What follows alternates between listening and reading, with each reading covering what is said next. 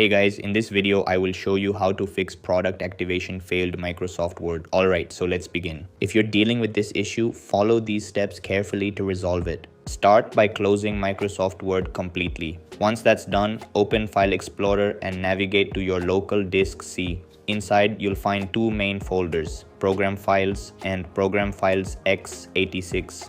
The one you choose depends on your Office version. If you're using a 64-bit version, open Program Files. If it's a 32-bit version, open Program Files x86. After entering the correct folder, locate and open the Microsoft Office directory. From here, then go to Rot folder.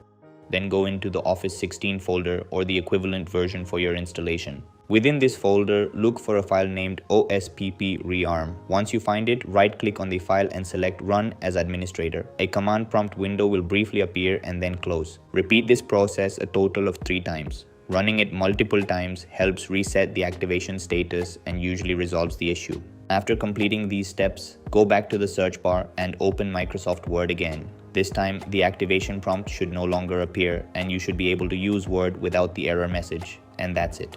This is how you can fix product activation failed Microsoft Word. That's all for this video. See you in the next one. Thanks.